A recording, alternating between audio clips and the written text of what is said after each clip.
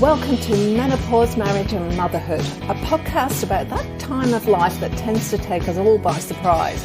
I'm your host, Karen O'Connor. Let's get right into it. First of all, I'd like to introduce Karen Clark. She's here today. I did the most amazing session with her the other night. I've been doing personal development stuff for 20 years. I'm a bit of an addict and I love this kind of stuff. And when Karen said, if I'm going to come on your podcast, how about we have a session together so you can discover the kind of things I'm doing? I'm like, yes, you don't have to ask me twice. So we had this amazing session the other night. But one of the really interesting things was Karen's recently become a coach, but she was actually doing this without understanding what she was doing decades ago. She's not that old, a while ago. Damn. So Karen, first of all, thank you very much for coming on and welcome. So just share with me a little bit about what you do, just a really brief version because we'll go into it later, but also that story about how you actually were doing this stuff years ago but didn't realise, because I find that fascinating. Thank you, Karen. It's my privilege to be on here with you, as it was my privilege. And it's always a privilege when I take people through that business blueprint strategy session. It's one of my favourite things to do. It's a complimentary session that I give to people who want to find out more, or, for example, you who wanted to have me on your podcast. And, you know, we both end up feeling up here because we work with the energy, and it's all about energy. It really is. We operate at an energetic vibration all the time with our thoughts and our words. It's proven science. This is metaphysics and quantum physics. So what happened, I'll tell you how this happened. And I realized when I became a coach in 2015, I became a certified coach, that I was using a lot of the principles, and tools and techniques, not all of them by any stretch of the imagination. But what really happened when I became a coach is I understood what mindset transformation and all of those things actually mean. And so now people say to me, you help, it's all clicked. We've heard you get what you focus on, and we've heard all those other sayings about mindset, and yet we didn't really know how to do it. And people say that I help them to understand really how to put it into action and actually create the results that you want. But the story about me is I grew up in a business family. So my market is entrepreneurs and business women, mainly in business. And I grew up in a family of business, and my dad gave me a gift. One of the gifts that my dad gave me, I used to go to work with him, and he had a business actually in the automotive industry as well, which is where I ended up with this other business I was going to tell you about. And I used to go to work from about 9 years old with him and pump petrol and check the oil in the cars. And he taught me so much. He taught me to do a double entry bookkeeping with a great big huge ledger book with which a lot of young people won't have any idea what that means, and how to balance up the till tape. So it was like a mechanical till tape, and how to analyze it all and put it into all different columns and things like that. And he said to me, I'll never forget this. He said to me, Karen, you can do whatever you want when you grow up. You can have your own business if you want to, or you can go to university and get a degree in pharmacy and then have your own pharmacy, or whatever you want. And he probably at the time, he had no idea what an amazing gift that was, because I grew up with that belief that I could do whatever I wanted. Now, don't get me wrong. Don't think that I don't have the doubt and the things that have held me back over the years, and the imposter syndrome, and all those feelings about, can I do it? Am I good enough? However, I did have an amazing start. A lot of people don't even have that kind of level of belief. And so in 1985, I was married to my husband, and we decided that we wanted to have our own business. My husband was an incredible automotive technician, very, very talented with English sports and executive cars, Jaguar, Daimler, MG, Rover, Triumph, all of those cars. And we decided we would start up a boutique workshop renovating English sports and executive cars. And so that's how it started, is that I visualized what this boutique clinic was going to look like. And this is one of the things I coach now, is that you have to start with a really, really crystal clear vision of what it is you want. You've got to know your destination. You've got to know your outcome in specific detail. And so that's what we do, is we think in pictures. So I created this vision of this amazing workshop. And what we did was we found these premises this was in New Zealand, in Auckland, in Newmarket, which is a high socioeconomic area, next on the border of some of the most wealthy areas, residential areas in Auckland. And we found it, and it was just an old industrial building. What we did was we painted all the walls white, and we painted the floor this high gloss grey paving paint stuff.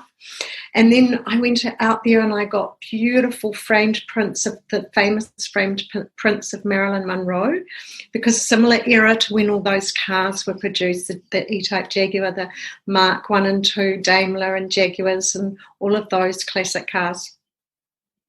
And I put them on the wall, framed prints, Bugattis, all sorts of lovely framed prints, which was really unusual for a car workshop. You know, in those days, a car workshop was a smelly, dirty place, and people didn't want to go there. So anyway, we created this business, and I created the business card, and I created this special introductory letter that looked like it was handwritten and had a whole lot printed, folded them all up carefully, stapled the card onto the top right corner, put them in Ziploc envelopes, and walked around finding all these cars on the street and popped them under their windscreen wiper. So they were in plastic envelopes so that they wouldn't get wet. And for years, we would find those still in people's glove box. They had this letter and they kept it. And so the story I wanted to tell you, it's actually getting really hot in here, is that last year, I live in Australia now, and last year I went back to New Zealand with my new partner, Johnny, and we went to visit the wife of one of our very first customers. He came to us with his car for the entire time that we had that business, which was 25 years. And by the way, there was no chance of that business failing, because they say most businesses fail within the first 2 years. But of course, I had that belief that I could be successful and that I could have a successful business. And so it wasn't an option that it might fail, which is interesting, isn't it? So anyway, we went to see the wife of this gentleman. Sadly, he'd passed on, but they'd become like friends, and our children, we'd gone and had meals with them, and they'd had meals with us, and we knew them quite well. And so I took Johnny to visit the wife of this man. And she reminded me, she said, I'll never forget the day that Sipco, his name was, they were from Holland or from the Netherlands, and they'd first arrived in New Zealand, and he'd bought this classic Mark II Jaguar, and he found us to look after it for him, and he went home, and she said, I'll never forget, Sipco came home, he was so excited, he said, you won't believe I found somewhere to look after our car, and you're not going to believe this, but mechanics wear white overalls. And you see, that was part of the picture, was to make it like a clinic where our guys wore white overalls. And honestly, I used to scrub those overalls every night and soak them in dynamo so that they were always so beautifully clean. My husband was a pretty clean mechanic anyway, but that was part of it. And so it's really, really important. This is what I teach people, is that's one of our first things we do, is we create, which is what I did with you, Karen.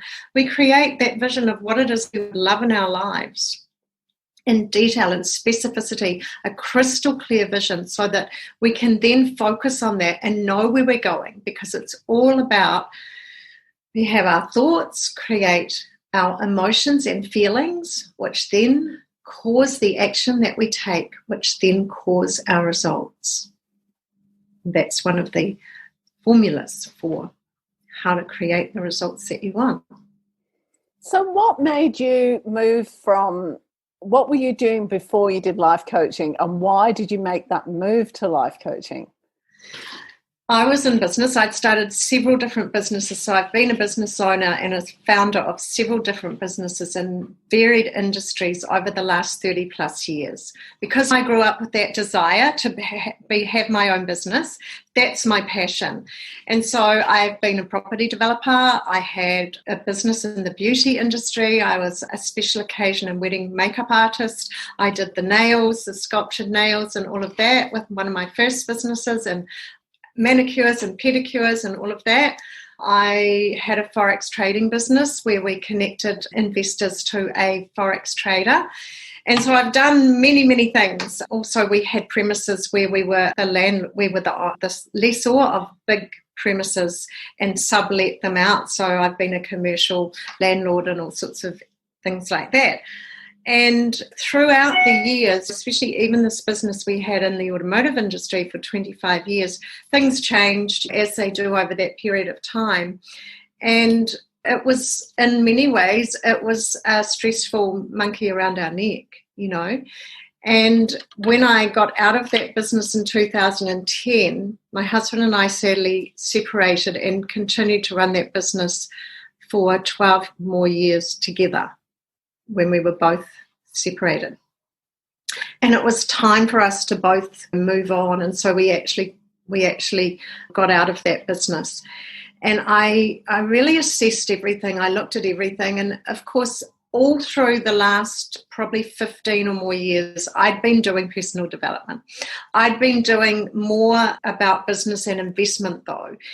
But there had always been a portion of the mindset and the personal development and the transformation in each boot camp or seminar or program that I went on. And I was always fascinated with that area.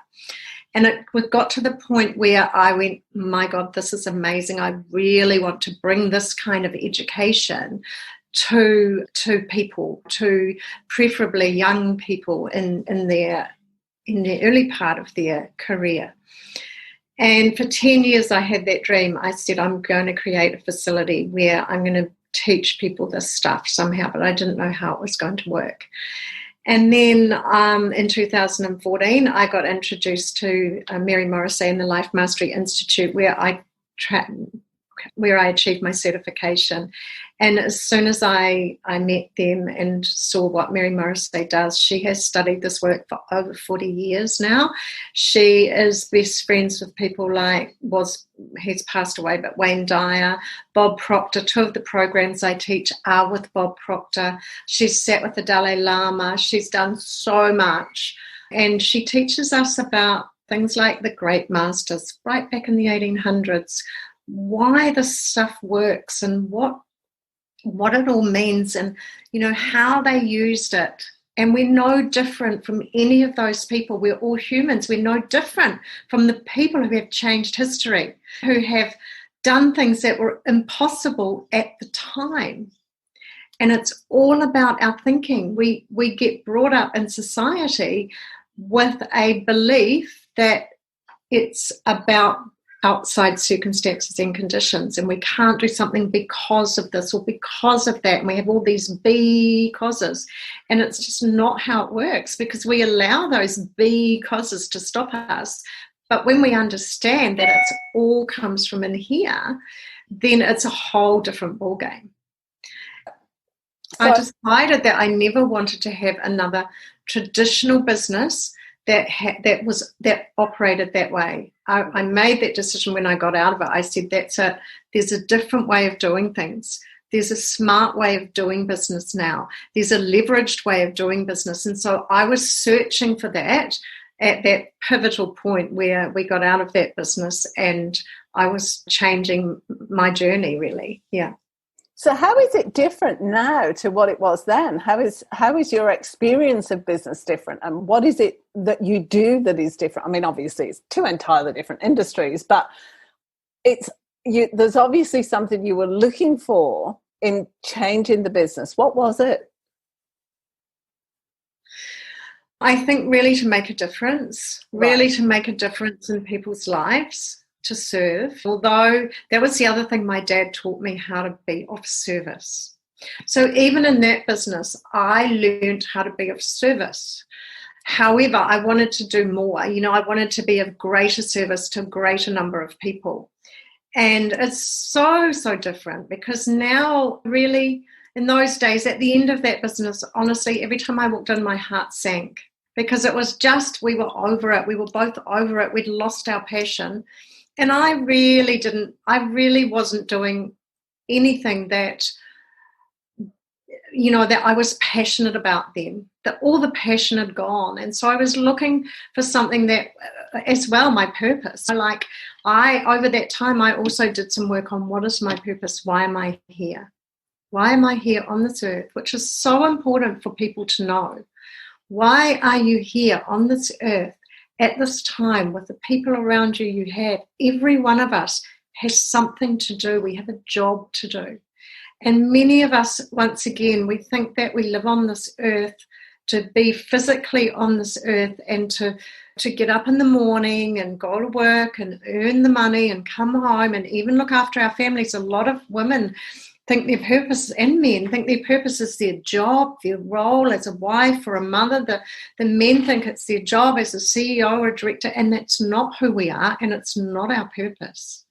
And so it's so important to get in touch with our real identity and what our big purpose for being here is, because when you learn what that is, every day is so important, so exciting, so valuable, because you know that you're working on that. Your big purpose is something you can never say, that's it, I've done it. Mine is, for example, freedom for humanity. I can never say I have done it. Humanity has freedom.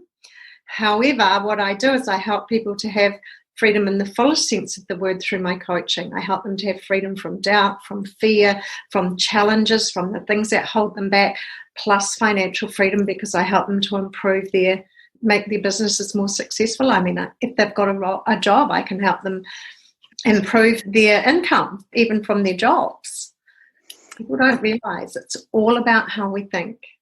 I think what you hit on there, in that for me, I found myself 4 years ago, I'd given up doing everything that I enjoyed doing around the business and what have you, because I had 4 kids. There's a lot of effort there.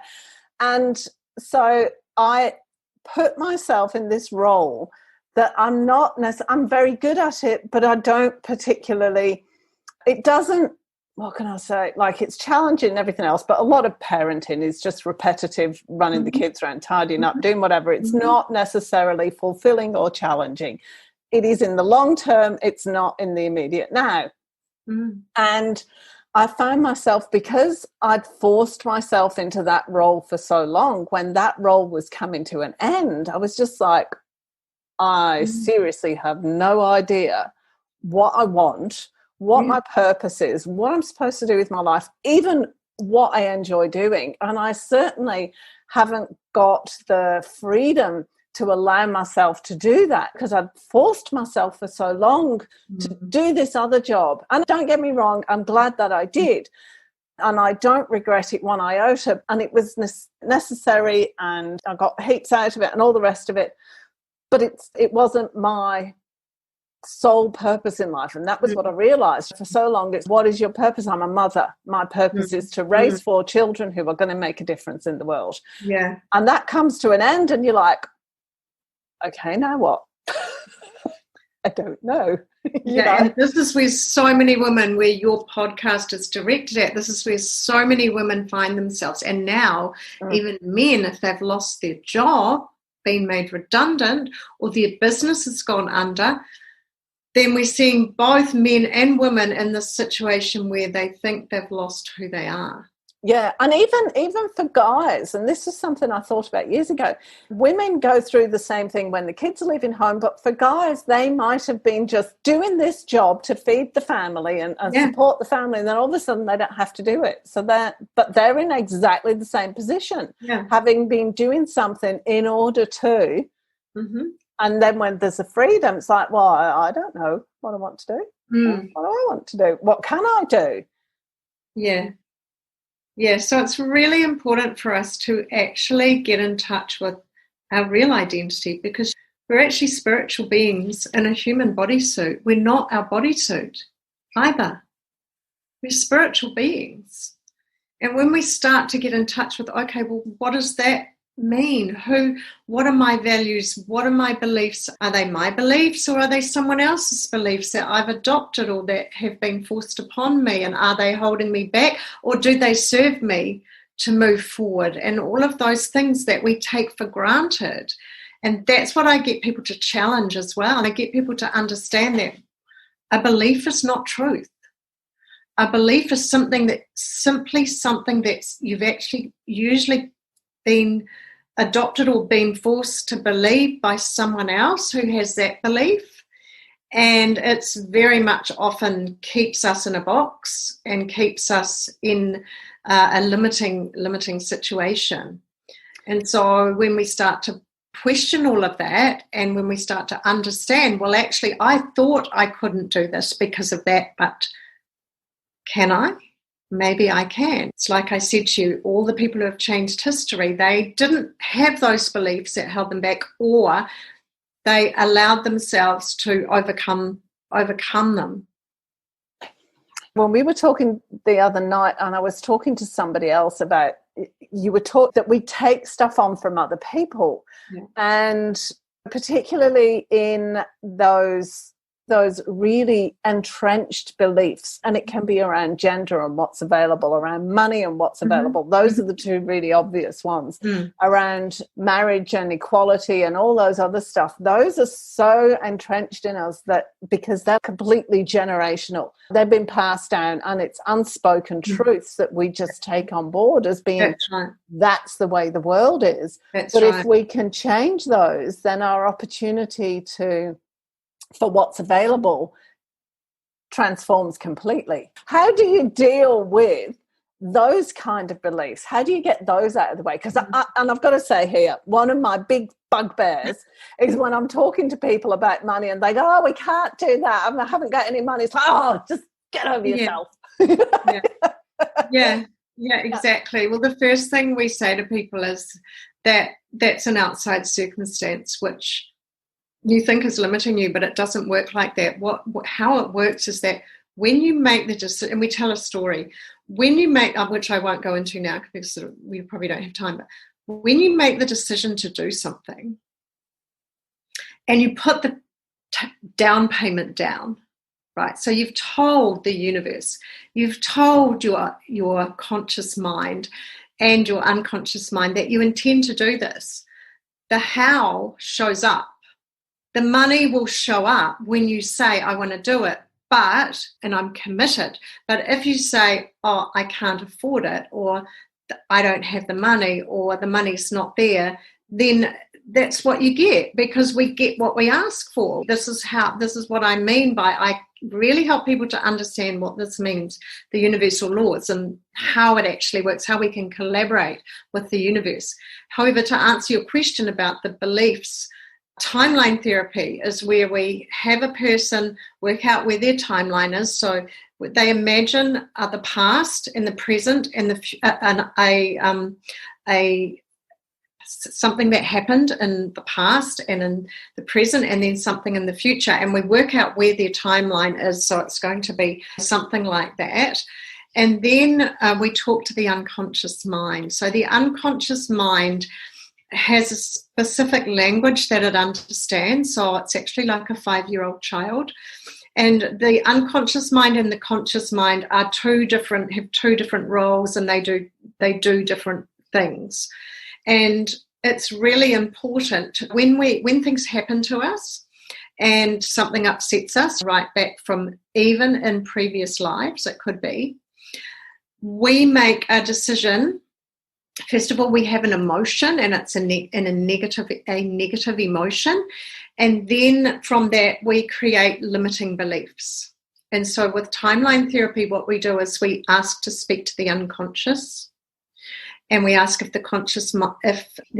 it's okay for the person then to communicate to the conscious mind what we discover. And so we put people into a slight trance. We're not doing hypnosis, but it is a slight trance. And then we ask the person when it happened. When we go through the 5 negative emotions that are the main negative emotions, that are caused with every situation, and we go through them. And what we do is we ask for the learning. So we get the person to go way, way above their timeline when this happened, when they see it happen. They don't have to tell us what it was. The content is not important. It's the context. And we ask them then to imagine they're looking down on that situation, and we ask the unconscious mind to take the learnings, and we keep getting the learnings and getting the learnings and getting the learnings, because everything that gets sent to us is to teach us something. Every single situation, every circumstance, as humans in this life, and souls, our spirit, in previous lives and this life, everything that is sent to us is to teach us something that our spiritual being wants to learn. And so what happens is we allow the person to leave the negative emotion and be left with the learnings. And that's how we do it with the limiting belief as well. It's very, very powerful, and it's really, really fast. Some of my clients have done all 5 negative emotions in one 1-hour session, and others it's taken a whole hour to do each one. So can you give me an example of some of the, obviously I don't want you to name anyone or give me details, but just give me a story of something, an example of something that's happened in those kind of things. What do you mean? Because I get it intellectually, but I want to get it on a deeper level. So, yes, certainly. There's an event in someone's life. So it might be from Landmark, because you did Landmark too, didn't you? It could even be as simple as a look by a mother. So, for example, I'll give you an example about me. When I was a little girl, I can't remember exactly how old I was, but I was probably around 5, and I learnt ballet, and we had a recital. And I was Jack jump over the what is it? Jack jump over the I can't remember. Yeah, I know what you mean. I had this little dance, and I came on stage, and I did the whole thing to the back of the stage. I faced the wrong way because I haven't got a very good sense of direction. And I did my whole little recital to the back of the stage. And then they were trying to tell me my mum was sitting there trying to tell me to turn round, you're facing the wrong way. And then at the end of it, she told me when I ran off and finished it, and she said, you did the whole thing to the back of the stage. And for me, that meant that I made that mean something. I made that mean that I wasn't good enough, and that I couldn't learn this thing properly to do it the right way.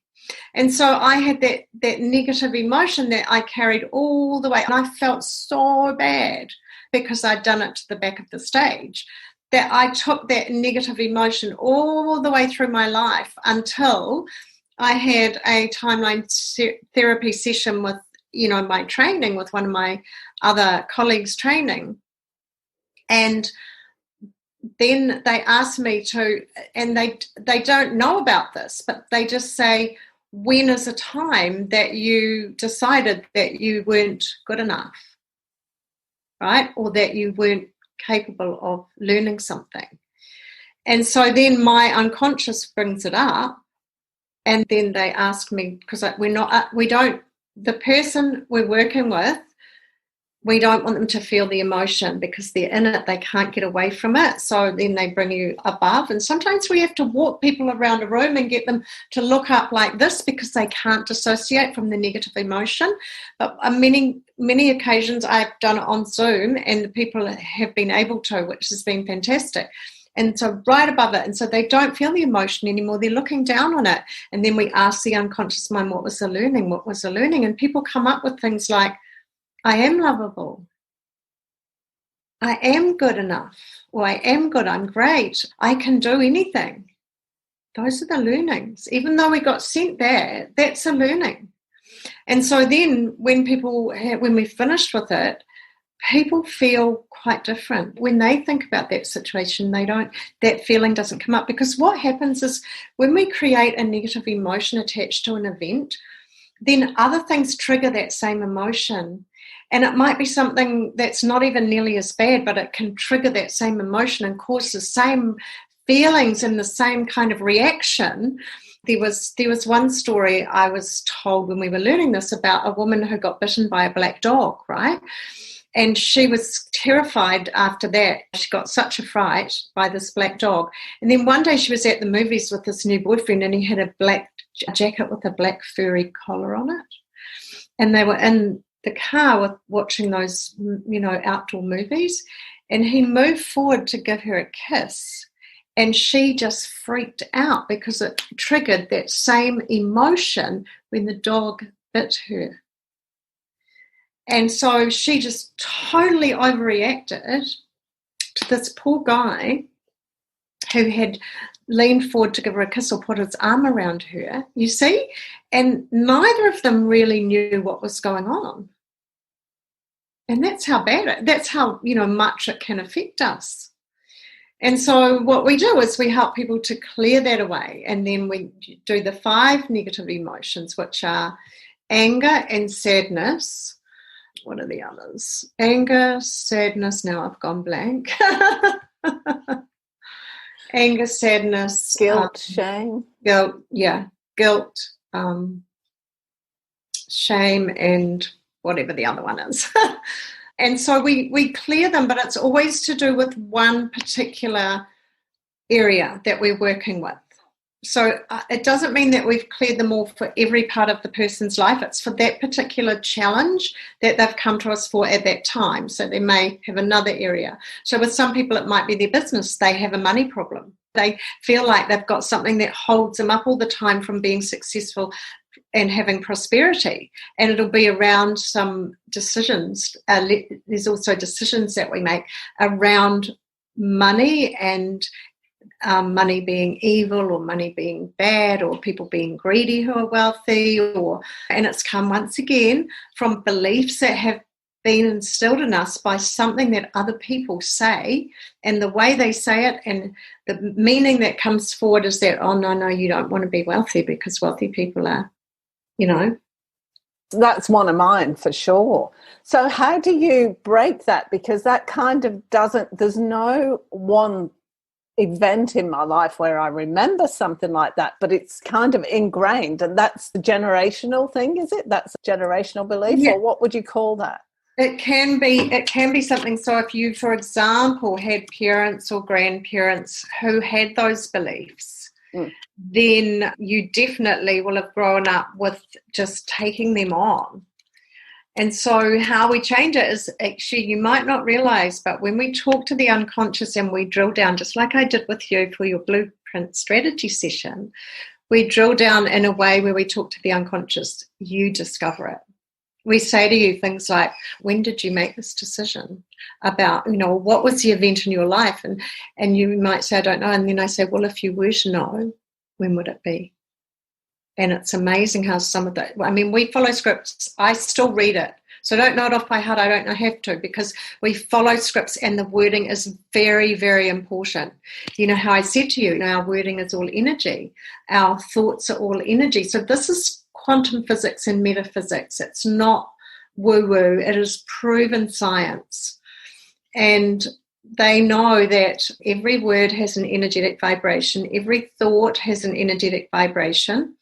And for example, when you're thinking in a negative way, or you're thinking about challenges, or you're thinking about an argument that you had, or you're thinking about something that's just not exactly wonderful, you're definitely operating at a lower vibrational energy. And love and gratitude are the 2 highest energies on the planet. One of the stories I love to talk about is when J.F. Kennedy first came into power in America, and he wanted to put a man on the moon. And so he went to the head scientist at NASA. His name was Wernher von Braun, and he went to him and he said, tell me what it will take to put a man on the moon and return him to Earth safely this decade. And Wernher von Braun's answer was, all it will take is the will to do it. Now, will is one of our 6 mental faculties that we are given. They're gifts that we're all given at birth. And people, once again, they don't learn about this. We learn about our senses, our 5 senses, but we don't get taught about our 6 mental faculties. And what are they, the 6 mental faculties? So we have our will, we have our imagination, we have our, hang on. Sorry, I've dropped you right in it here. And I know these are off by heart, but when you ask me like this, so we have our reason, our memory, our will, our intuition, our imagination, our perception. 1, 2, 3, 4, 5, 6. 6. Yeah, those are the 6. And you'd see there's many things people don't know about it. For example, you not only have a past memory, but you have a future memory. And the Queen in Alice in Wonderland says, it's a poor memory that only works in one direction. When she said to Alison, what do you remember about tomorrow? Or something like that. She asked her, and Alison went, what? Tomorrow hasn't come. And she said, well, it's a very poor memory if it only works in one direction. So a lot of even these stories and fairy tales and things like that have very special messages in them. So you can create your vision, and then you have a memory for your future, what it is you want for your future, and you can memorize that feeling and that emotion and that energetic vibration, right? And so you know this because you've done this. And I said to you, remember, go around now being the person living that vision. So you're memorizing the future. To carry on my story about will, he said that's all that's required is the will to do it. Now, it's not willpower. This is our will. It's a bit different. All of these mental faculties are a bit different to what you understand. There's also 2 different kinds of imagination. Anyway, what's the difference between will and willpower? Well, willpower is when we force ourselves to. I was just getting the difference. I was just like, oh, yeah, no, I got it. Yeah. Will pulls you, and willpower is a push, isn't it? Yeah. So Werner von Braun said all that's required is the will to do it. And what he meant was that he never said any of the outside circumstances and conditions that people would think would stop them, because he knew that it's an inside-out world. He knew that that's what was required to believe they could do it, to have the will to do it. And so actually the story is told that even there was another scientist, I've just forgotten his name, but they were having a meeting when they, went ahead with it all, decided to go ahead with it all. And this other scientist said, we have to break through the radiation barrier, and that's never been done. We can't do it. It's not possible. And so Werner von Braun said to him, he looked at him and he said, if you don't believe that we can break through the radiation barrier, you don't deserve to be on this team. Because he said, I've already done it with love. And he believed that love is the highest vibration on the planet, and anything can be achieved with that. And it's told that he had the word love in every language in the planet all around his office. And of course, that he did it. And so this is what I love about this teaching that I do, is that we have so many stories about all of the people who have changed history and done things that were impossible at the time. And we're no different. None of us are any different to those people, except that perhaps we've been a bit more conditioned by the beliefs in what we call paradigms, where we think it's like we have an operating system, like the computer. Our mind is an operating system, and it runs on programs. And our operating system has programs that are very limited. That's what has our beliefs in it. And we're taught to think that these things are how it is. We're taught that these programs, that's how we operate. And what we want to do is we want to actually change our operating system and reprogram everything, because it's not what we grew up believing is not how it is. And I have this happen so many times with people when I take them through programs and teach them to look at a different perspective, to understand what really causes our results and to work through things, and not only with timeline therapy and NLP to get rid of the negative emotions and limiting beliefs and limiting decisions, also the programs that I teach do the same thing or do very similar, and really to get people to create a new operating system by which they work. Wow. So I think we're just about finished now. You work with business people in particular. If somebody is just in a bad place right now, or they just want to know what the next step forward is, what would you suggest that they do? What would be the thing to do? So I think really to focus on where they want to be. When you're in a bad place, what's happening is you're thinking about all of what you don't want. And the more we think about, see, the universe thinks that we place our attention, where we place our attention is our intention. So if we're in a bad place, we're thinking about what we don't want, how bad things are, and that's what we get more of. That's saying you get what you focus on. That's what it means, is that whatever you're thinking about, the universe thinks that's what you want. And so the first thing to do is to focus on something different. Focus on where you want to end up. Focus on where you want to go. And so if you can possibly, people can have a strategy session with me. If anyone's in a really bad way, I have a program called Standing Firm While Your World is Shaking. And I didn't use that until COVID hit. It was in my toolbox. I was taught to teach it, but I'd never taught it. And it's about taking people from a dark place. So it's for people who are in a dark place through as on the hero's journey to the new beginning. Because we all go through that. If you haven't been through it, you'll be a very unusual person. Most of us have been through it at least once, if not several times in our lives. And what it does is it builds us. At the time, it seems like it's terrible, but when we can change our perspective again and go, this is happening and I'm going to actually get some really good learnings from this, and there's going to be a new beginning at the end of it. It helps us to get through it, and it helps us to get the lessons and the learnings and, what it is what is a gift, because everything has a gift. Every single situation we're given has a gift, even if it's simply a lesson. Thank you so much, Karen. I really appreciate everything that you've said today. It was wonderful. And the session that I had on Monday, for everybody listening, I'd recommend that you go and do a session with Karen, because it was really powerful and really amazing. And all the links to connect with Karen, they'll all be on the webpage that goes with the podcast or the video, so you can connect to her through there. But thank you so much. You're welcome. I really appreciate it. We could carry on for another 2 hours, I reckon. There's so much to talk about here. As you were talking, I'm going, no, I don't want to ask her about that. I can't. I'm looking at the tiger. No. I know. Maybe we can come back for another session and, lovely. I don't know, sometime later. That would be lovely, for sure. Yes. So thank you so much. You're welcome. There is a link, and instead of offering the link for the strategy session, I offered the link for my tip sheet to have a wonderful life, which I put together with a number of my colleagues, business coaches and results coaches around the world. We put it together.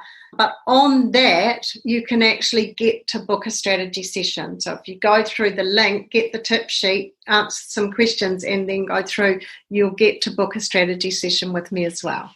That's I'm really happy idea. for anyone who's brave enough to reach out to me or reach out to Karen, because often it takes the willingness to be uncomfortable and sometimes even just reaching out to someone like me is a little bit uncomfortable.